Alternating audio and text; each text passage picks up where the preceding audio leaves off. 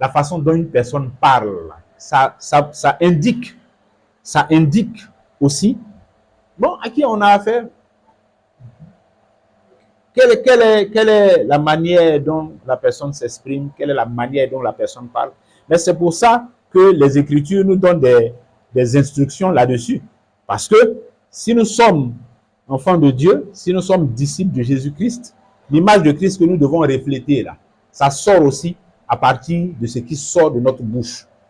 Les autres qui nous entendent, qui nous écoutent là, ils reçoivent aussi cette image-là à partir de ce qu'ils entendent qui sort de notre bouche. C'est pour ça que les Écritures nous donnent instruction de faire en sorte que ceux qui vont nous écouter, qui vont nous entendre là, à travers ce que nous disons, la façon dont nous le disons, ils puissent reconnaître l'image de Dieu, l'image de Christ qui est en nous, à travers les paroles de notre bouche. Voilà le sens aussi des instructions qu'on a dans les Écritures concernant les paroles de notre bouche. Quand on est chrétien, on ne parle pas n'importe comment, on ne dit pas n'importe quoi. On ne fait pas sortir n'importe quoi de sa bouche, quoi. Là, notre bouche, là. On ne prend pas ça pour mettre ça dans tout et dans n'importe quoi. L'insensé révèle sa folie dans la multitude des paroles. Dit plein de paroles. Ce n'est pas parce que quelqu'un parle beaucoup qu'il dit des bonnes choses. C'est pas parce que quelqu'un multiplie des paroles qu'il est en train de dire des choses qui sont importantes ou bien utiles ou bien nécessaires ou bien édifiantes ou bien intéressantes. Pas nécessairement. C'est parce que les paroles sont beaucoup, c'est nombreux là que c'est bon. Que c'est bon. Il appelle même, il dit la voix de l'insensé se fait entendre dans la multitude des paroles. Celui qui parle beaucoup là, on dit sa voix, c'est la voix de l'insensé. Celui qui multiplie les paroles, celui qui débite multitude de paroles, il dit c'est la voix de l'insensé. Parlez beaucoup, beaucoup, beaucoup, beaucoup, beaucoup, beaucoup, beaucoup. Comme l'Ecclésiaste dit là, il y a un temps pour tout. Il y a un temps pour parler et il y a un temps pour se taire. Il y a un temps pour parler et il y a un temps pour se taire. Donc oui, si il y a des choses utiles à dire, bon, on parle. Mais il y a un temps où il faut se taire aussi. C'est pas toujours on parle. C'est pas toujours on parle. Non seulement c'est pas toujours on parle, c'est pas dans tout on parle. C'est pas dans toutes les affaires on met la bouche. Il y a un temps pour se taire, il y a un temps pour parler. Il faut avoir la sagesse de Dieu pour ça. Ouais, dans la multitude de paroles là. Dans la multitude de paroles, il y a mensonge aussi, hein. Bien aimé. Dans la multitude de paroles là, il y a mensonge. Moi, l'expérience que j'ai faite avec beaucoup de mes connaissances, la plupart de ceux qui parlent beaucoup là, ils mentent. Il n'y a rien qui justifie le mensonge. Le mensonge n'est pas juste. Donc, il ne peut pas être justifié. Rien ne justifie le mensonge. Le mensonge ne doit pas sortir de notre bouche. L'apôtre dit que chacun de vous parle à son frère, à son prochain, selon la vérité. Que chacun parle à l'autre selon la vérité. Les conséquences que la vérité va t'attirer là, ça n'a pas t'attirer ça. Mieux vaut ça que de te compromettre devant Dieu en mentant.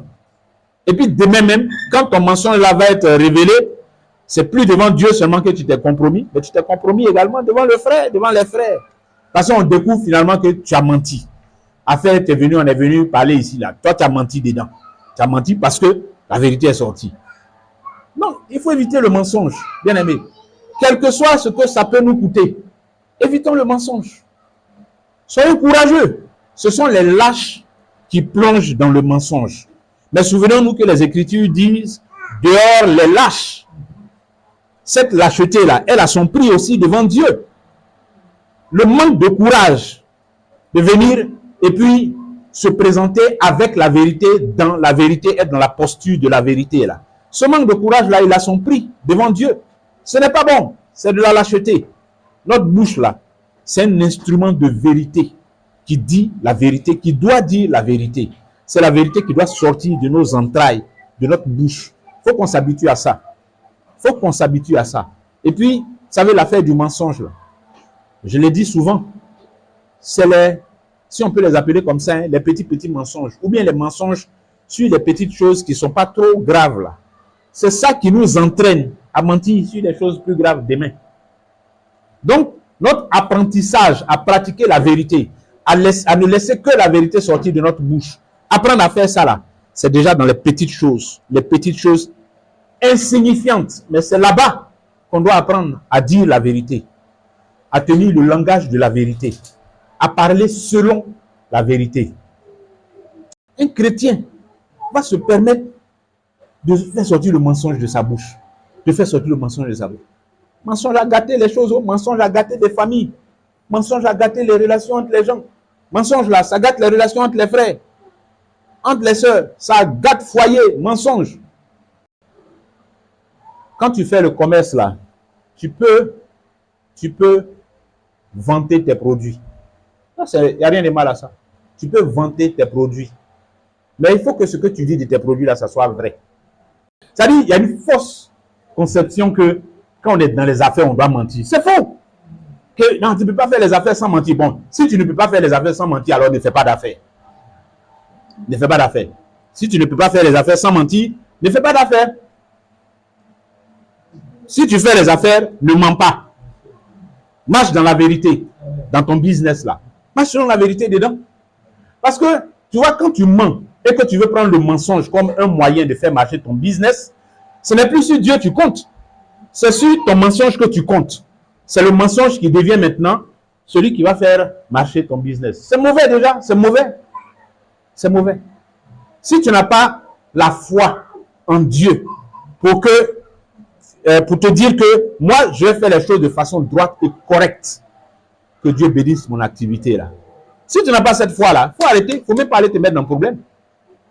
Parce que quand tu as menti et puis ça a marché, parce que le mensonge fait marcher les choses aussi. Hein. Quand tu as menti et puis ça a marché, tu as menti, tu as un client, tu mens, les clients viennent, tu mens, ils viennent, tu les trompes, vous faites un peu de palabre, il s'en va, tu as déjà pris son argent, tu mens, un autre vient, tu mens, il y en a qui s'en vont, eux-mêmes ils n'aiment pas faire palabre, donc ils ne vont pas revenir, tu mens, et tu as beaucoup d'argent maintenant. Il ne faut pas venir nous rendre témoignage de ça ici. Pas nous rendre témoignage de ça. C'est un mauvais témoignage. Tu vas venir aggraver le mensonge ici. J'ai parlé d'une personne de façon mensongère. C'est-à-dire, j'ai dit des mensonges sur quelqu'un d'autre, à un autre frère, à une autre sœur. Tu comprends, non? J'ai dit des mensonges, mais je prends le même contexte là. Parce que j'aurais entendu des choses que j'ai colportées. Je suis allé donner ça aussi à d'autres personnes. Le jour, déjà ton colportage là même c'est mauvais. Mais le jour où en plus de ça, la vérité sur ce que tu allais colporter là est sortie, il faut aller réparer ton colportage là dans les oreilles des autres. Hein? Il faut aller réparer ça. Parce que tu as menti. Ce que tu as dit du frère à l'autre frère là, c'est faux. Et la vérité est sortie. Il faut aller réparer ça. Il ne faut pas laisser ce mensonge là dans les oreilles de l'autre. Et quand tu as fini de réparer ça, il faut arrêter ton colportage aussi. Généralement, c'est sous l'effet de la colère que les injures sortent. Ça sort. On ne se contrôle plus. Toutes les digues cèdent. Puis les injures qu'on avait refoulées, là, tout sort. Wow, imbécile, sauvage, salaud. Ta mère. Il ne faut pas que les injures sortent de notre bouche. C'est pas bon. C'est-à-dire que tu es fâché jusqu'à... Et puis tu dis n'importe quoi maintenant. Si vous mettez en colère, ne péchez point. Il ne faut pas que les injures sortent de notre bouche. Il n'y a pas une colère qui justifie des injures. Il n'y a pas une colère qui justifie ça. Hein? Monsieur, madame, c'est gâter un peu seulement là. Oh, pas les injures, ça vole maintenant, les injures. Chacun va insulter papa de l'autre, maman de l'autre. Injure là, ça laisse cicatrice. Hein? Même si après on a fait réconciliation, on s'est assis, on a demandé pardon, on a fait les bisous. Ça laisse cicatrice. Ça laisse cicatrice. Et ça se résorbe lentement, lentement, lentement. Mais il faut éviter ça. Même quand on veut réprimander quelqu'un, pour une faute que la personne a commise, c'est pas parce que la personne est en faute que ça justifie qu'on lui parle n'importe comment. Ce n'est pas parce que la personne est en faute, effectivement. Sa faute peut être grave même.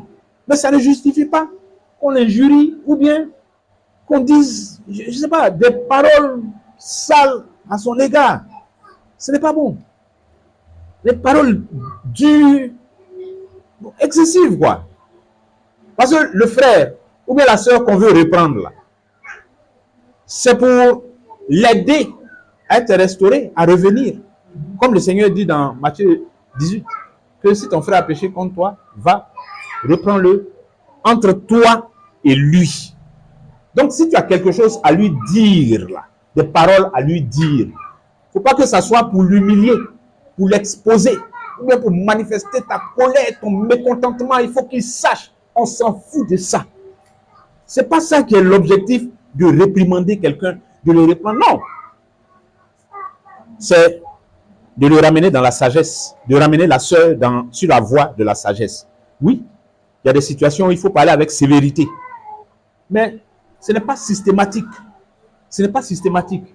Et si j'ai des choses à dire à mon frère, à ma sœur, que je n'ai pas aimé dans son attitude, bon, il faut que je trouve la bonne manière, le bon cadre pour lui dire ça. Pas devant comme ça en public et puis balancer des choses. Généralement, quand on fait les choses comme ça en public, l'objectif, c'est d'exposer l'autre ou bien de l'humilier. Oui, il y a des situations, on l'a dit vendredi, il y a des situations pour lesquelles les Écritures nous disent, quand Paul en parle à Timothée, concernant les anciens qui ont une mauvaise conduite, il dit ceux-là, il faut les reprendre devant tous, afin qu'ils apprennent à ne plus pécher, à ne plus se comporter de cette façon. Oui, donc il y a des situations. Mais ça, là, ce sont des situations. Ce n'est pas une règle générale. Donc, si le frère, c'est-à-dire dans vos rapports là, avec le frère, il y a un truc qui s'est passé, il y a une situation, bon, va, rencontre le frère, parlez calmement entre frères. Oui, tu es fâché, d'accord, ok, ça se comprend. Parlez calmement entre frères. Parlez-vous. Parlez-vous. Ce n'est pas de s'insulter ou bien de se lancer des paroles, hein, se lancer des fois, comme on sait que injure là, c'est vilain, on a des paraboles. Hein, on dit les choses en paraboles là. On trouve des petits proverbes, fabrication locale. Voilà, on va faire sortir ça pendant que la sœur est à côté. On élève la voix en veillant à ce que les ondes sonores lui parviennent là-bas pour qu'elle entende un peu de ce que je suis en train de parler. C'est d'elle que je suis en train de parler ici entre nous, hein. C'est d'elle que je suis en train de parler. Hein? On va parler un peu des affaires de plaisanterie et puis l'humour. Hein? L'humour. L'humour en soi n'est pas une mauvaise chose. Hein? Ça agrémente même les relations. Hein? Je veux dire, moi j'ai plaisir à causer avec un frère qui a le sens de l'humour, on rigole sur certaines choses et tout ça. C'est-à-dire la vie chrétienne là, c'est pas qu'on est toujours les dents sont serrées et puis on a le visage grave et puis nous on parle seulement d'Ésaïe 53 verset 2. Non, c'est pas ça. Donc, chrétien rit aussi, chrétien rigole, donc ce n'est pas exclu. Mais, on rit pas de tout. On rit pas de tout. Surtout aujourd'hui où la parole est devenue légère là. Et puis on prend les choses de Dieu pour faire comédie. On ne rit pas de tout. Les gens font les sketchs. Hein? Toujours c'est les thèmes qu'ils prennent dans l'église, dans la foi chrétienne. Et puis bon, on fabrique un sketch là-dedans et puis ça rigole là. Wow, wow, wow. Des sketchs blasphématoires même. On rigole, on rigole. On trivialise la personne du Seigneur, on trivialise la pensée de Dieu même. On prend ça pour, voilà, on met ça dans la comédie, on rit, ça rit, wow, on fait des spectacles et tout ça. Maintenant, toi aussi, tu ris dedans. Tu ris dedans. Alors que, c'est-à-dire, on prend l'affaire de Dieu pour faire sketch, l'affaire de Jésus pour faire sketch comique. Et puis, tu ris dedans. Hein? Mais si quelqu'un qui connaît ton papa, biologique là, prend son nom pour aller faire sketch et tu sais que c'est de ton papa il parle, tu vas pas rire. Tu vas pas rire. Tu seras offusqué même. Ah. Mais comment lui peut prendre le nom de mon vieux, comment pour aller faire son spectacle et tout ça? Je ne peux pas rigoler. Et vous noterez que ces humoristes-là, même quand ils font leur spectacle, quand il leur arrive d'évoquer quelques personnalités publiques du pays d'un certain niveau, ils font attention à la façon dont ils vont tourner leurs blagues là, ils font attention. Mais quand c'est le Seigneur, là, on prend, on froisse, on fait, on se permet toutes les acrobaties, et puis ça rigole. Mais quand il doit mettre le nom d'une autre autorité du pays, il tourne ça un peu d'une manière, et puis il ne dure même pas là-dessus, il quitte dessus rapidement, et puis il s'en va et il continue. Mais parce qu'il sait ce qu'il attend. Il sait que c'est un outrage qu'il fait à une personnalité. Il sait, il connaît la notion d'outrage, il a conscience de ça. Mais bon, comme c'est Dieu, voilà, on peut prendre ça. Donc moi, je ne vais pas le suivre dedans, dans ça, pour aller rigoler avec lui sur les sketchs qu'il fait sur ma foi, sur mon Dieu, sur mon Seigneur. Il faut faire attention, bien aimé. Il faut faire attention à cette façon de profaner ce qui est sacré. Cette façon de profaner ce qui est sacré là. Il ne faut pas adhérer à ça. Il ne faut pas se mettre dedans aussi. Il ne faut pas faire ça aussi. Créer des sketchs, créer des blagues sur tout ce qui concerne notre foi. Ça participe à désacraliser, à profaner ce qui est sacré. On ne prend pas ce qui est sacré là pour faire parole vaine. C'est ça que tu ne prendras pas le nom de l'Éternel, ton Dieu, en vain. Non. Les hommes rendront compte de toute parole vaine qu'ils auront proférée. Donc, à faire des paroles vaines, profaner le nom de l'Éternel, prendre son nom en vain, tout ça là, ça n'a qu'à être dans notre conscience. Et puis, il ne faut pas qu'on ajoute, on accorde notre suffrage à ce genre de blasphème et d'outrage. Ce n'est pas bon. On ne doit pas faire ça. Non seulement on ne doit pas s'y associer, mais ce n'est pas nous qui allons chercher des inspirations pour faire des choses comme ça. Ce n'est pas bon. On peut parler de certaines choses sérieuses et puis délicates, mais de la bonne manière. On peut même parler de sexualité. Mais bien, de la bonne manière, pas avec des propos déplacés, grossiers, hein, on est vulgaire là, être vulgaire d'une manière. Moi, je peux envoyer une discussion sur qu'est-ce que vous pensez du métier de gynécologue. Le gynécologue va venir examiner les femmes, des gens et tout ça. Qu'est-ce que vous pensez de ça? On peut discuter de ça sans être vulgaire, sans utiliser des termes vulgaires, des paroles grossières. Non. Est-ce que vous voyez? Voilà. Donc, il faut que ça soit comme ça. Il faut que ça soit comme ça. Il y a des mots pour désigner des choses de façon correcte. Mais au lieu de parler des on entend des grossièretés sur les réseaux sociaux là. Il y a des gens qui se disent influenceurs là, qui ont toujours des grossièretés dans la bouche. Grossièreté. Mon frère, si tu tombes sur ceux-là, il faut zapper en même temps, quitte.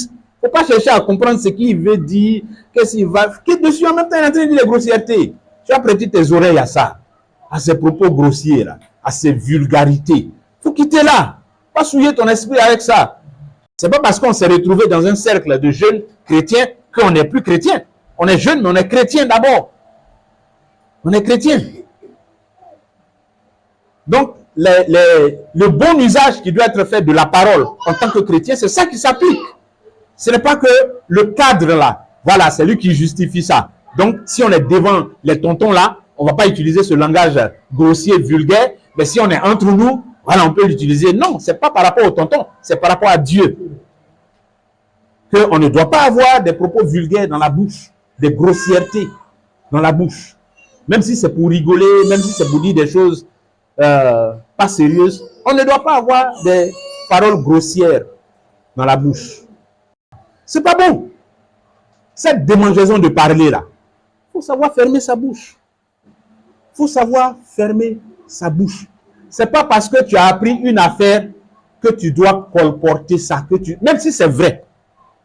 C'est pas parce que l'affaire est tombée dans ton oreille que tu dois aller en même temps. Ta bouche est devenue distributeur automatique d'affaires. Donc tu vas donner, tu vas donner, tu vas donner. Ceux même que tu n'as pas rencontré là, tu vas faire texto, tu vas faire statut. Ils n'ont qu'à savoir aussi. Tu vas donner, ventiler, distribuer. C'est quoi? C'est pour dire que quoi? Que c'est toi qui as toutes les nouvelles quoi. Dans l'église là, c'est toi qui es au courant de tout. Donc la plaque tournante. S'il y a une nouvelle affaire dans l'église à toi, tu dois être... et malheureusement, il y a des gens qui ont une renommée comme ça. Hein. Il y a des gens qui ont une renommée comme ça. Il n'y a pas affaire qui les dépasse. Si une affaire existe dans l'église en train de tourner là, c'est que lui, il est au courant, bien elle est au courant de ça. Au moment où toi, tu entends la blaise, avec 2 semaines, elle est au courant. Elle garde ça, le bon moment. Ou bien elle est en train de ventiler ça dans son cercle restreint. Hein? Et puis quand on donne, on dit, il ne faut pas dire à quelqu'un. Lui à qui on a donné, là, lui aussi va donner. Et puis il dit, il ne faut pas dire à quelqu'un. Il ne faut pas dire à quelqu'un, il ne faut pas dire à quelqu'un. Tout le monde est au courant, mais personne ne doit dire à personne. C'est pas bon, bien aimé. Apprenons à attraper notre bouche. Amen. Apprenons à garder à faire. Ce n'est pas bon. C'est-à-dire, quand tu vois que ça te fait comme ça, là, il faut pleurer devant le Seigneur. Hein. Parce que quand tu es comme ça veut dire que toi, tu ne peux pas garder secret. Hein. Tu ne peux pas garder secret. Tu es comme panier, on verse l'eau dedans. On pense qu'on a mis ça quelque part alors qu'on a versé ça à terre. Quand tu es comme ça, que tu as pris une affaire, en même temps, ton cœur commence à trembler parce que il faut que tu dises ça à quelqu'un, il faut que tu dises ça aux gens. Ce n'est pas bon. Ça veut dire que toi, là, on ne peut pas avoir confiance en toi. Il faut chercher à guérir de ça. C'est une maladie spirituelle. Il faut chercher à guérir de ça. Il faut chercher à devenir quelqu'un qui peut entendre des choses et puis ça reste avec lui, avec elle. Ça reste dans son ventre. Il peut entendre des choses et puis ça reste. Il faut chercher à devenir comme ça. Ça, c'est une qualité. C'est une qualité. Il faut chercher ça. Il ne faut pas être prompt à ouvrir la bouche pour colporter les nouvelles, colporter les mauvaises nouvelles, colporter les faux témoignages, colporter les choses pour lesquelles on ne t'a pas envoyé. On ne t'a pas envoyé. On n'a pas dit qu'il faut aller dire aux gens. Calme-toi, tais-toi, garde. Oui. Papatoya là. Papatoya. Béré. Prenons plaisir dans notre esprit là à parler bien des gens. Ça ne veut pas dire que si quelqu'un a mal fait, il ne faut pas le reprendre. Il faut reprendre celui qui a mal fait, comme les Écritures le prévoient. Mais apprenons à nous habituer à parler bien des gens, à dire du bien des frères, à rendre témoignage de ce qu'ils font qui est bien là. Aussi, la façon dont on se passionne pour dénoncer le mal qu'ils font et tout ça, quand ils font bien là, on a qu'à être passionné aussi pour parler de ça en bien aussi, en bien. Amen. Amen. Et puis pour terminer, à faire des murmures, les murmures là, murmures. Si tu as quelque chose à dire à ton frère, tu as quelque chose à dire à quelqu'un dans l'assemblée là, faut pas t'asseoir chez toi ou bien vous allez vous retrouver quelque part là-bas à deux et puis faire des trucs et puis rester dans les murmures, ou bien tu es seul, tu es dans ton coin là-bas en train de murmurer, même si ce que tu reproches à la sœur ou bien au frère, c'est fondé là. Tu n'as pas besoin d'aller murmurer, rester dans les murmures, raser les murs, viens au contact, parle avec ton frère, parle avec ta sœur. Il n'a pas de cornes, il n'a pas de croc. Parle-lui. Il faut le confronter sur ce que tu as à lui reprocher là. Vous allez discuter. Peut-être c'est toi-même qui n'as pas encore compris. Pourquoi il est dans cette posture là. Tu n'as pas compris. Ce que toi tu crois avoir entendu là, ce n'est même pas ce qu'il a dit. Et quand tu vas aller le confronter, il va te donner maintenant la vraie version et il va t'expliquer pourquoi il avait dit ça. Et puis tu vas comprendre. Si c'est quelque chose de mal, bon, avec humilité, le frère aussi va s'humilier et puis va te demander pardon. Mais si c'est une chose dans laquelle, bon, en fait c'est toi qui avais mal compris, ça aussi, tu seras éclairé là-dessus. Et puis tu seras libéré, lui aussi il est libéré.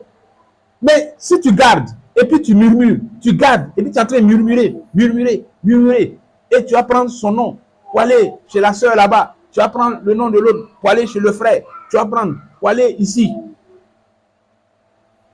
C'est quel travail? Ça ne sert à rien. Ça produit quoi? Ça produit rien du tout. Selon l'Esprit de Dieu, ça produit rien. Je disais tout à l'heure, les Écritures disent que dehors les lâches. Il faut avoir le courage d'affronter le frère.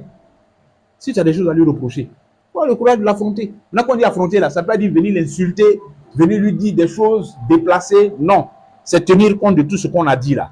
La façon de parler, la façon de régler les différends, la façon de communiquer entre nous. Il faut que ça soit propre, que ça soit bien, que ça soit bon. Il faut que nos bouches là, ça soit des outils dédiés à dire de bonnes paroles, des paroles de grâce, de bénédiction de la part du Seigneur pour les frères et pour les sœurs. Amen. Amen. Que Dieu vous bénisse. Amen.